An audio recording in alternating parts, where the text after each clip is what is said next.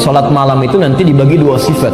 Ada yang dikerjakan sebelum tidur dulu, kemudian kalau tidur dulu lalu malamnya bangkit menunaikan sholat, itu disebut dengan tahajud namanya.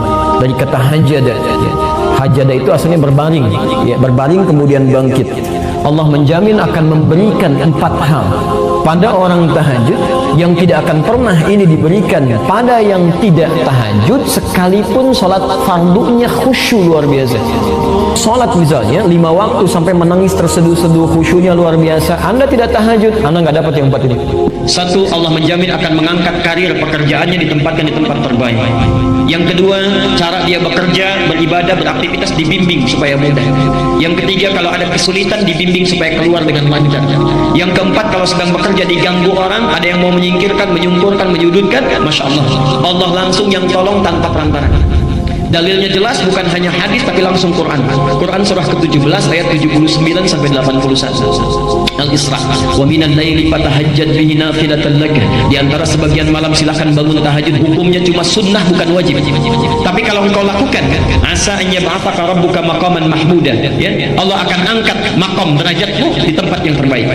Quran surah 17 ayat 79 sampai 81. Wa qur rabbi adkhilni mudkhala sidqin. Akan dibimbing awal pekerjaannya di tempat yang benar, terbaik. Wa akhrijni mukhrajas sidqin, dikeluarkan dengan cara terbaik kalau ada kesulitan. Waj'alni min ladunka sultanan nasira. Masya Allah, kalau diganggu orang langsung ditolong dalam kebaikan. Kaidah umumnya tahajud itu tidak memiliki batas rakaat. Nabi pernah menyampaikan dalam hadis riwayat Ibnu Umar, ini saya sampaikan dalilnya, ada di Al-Bukhari nomor hadis 460, Muslim 1782, dan At-Tirmidzi nomor hadis 437. Dari Ibnu Umar, salatul laili, salat malam itu cara menunaikannya masna masna. Silakan lakukan dengan dua-dua. Jadi 2 rakaat salam, 2 rakaat salam. Fa idza khashiya ahadukum as-subha shalla rak'atan wahidatan tutiru lahu ma qad shalla. Kalau sedang menunaikan dua-dua itu tiba-tiba tidak sadar sudah dekat ke subuh, maka langsung tutup dengan sekali witir. Jadi aturan umum salat tahajud itu yang dilakukan di malam hari itu umumnya tak terbatas jumlah rakaatnya. Kalau itu ingin dilakukan maka mulai lakukan dengan 2 rakaat 2 rakaat. Nabi kadang salat dengan 13 rakaat. Ini kalau tinggal beliau di rumahnya Maimunah. Hadisnya sahih, di antaranya di Abu Daud nomor hadis 1367. Ini langsung diriwayatkan oleh Ibnu Abbas, dan saat itu Nabi salatnya bersama Ibnu Abbas. Jadi Ibnu Abbas sedang diajarkan salat tahajud oleh Rasulullah, ditunaikan 13 rakaat. Tunaikan dulu salat yang ringan 2 rakaat, disebut dengan khafifatin. Ini tidak perlu pakai sunnah. Kita salat misalnya takbir saja, Allahu Akbar, kemudian langsung kita bisa baca Al-Fatihah, iftitahnya sedikit saja, langsung Al-Fatihah gitu ya, sampai dengan waladhdallin amin, kemudian rukuk. Jadi tidak membaca surah. Itu 2 rakaat pembuka, disebut khafifatain, 2 rakaat yang ringan. Selanjutnya tunaikan 2, yang terakhir ditutup witirnya 1. Kalau beliau menginap di rumah Aisyah, itu yang sering dilakukan adalah 11 rakaat. Hadisnya sahih. Al-Bukhari nomor hadis 3569, Muslim nomor hadis 738.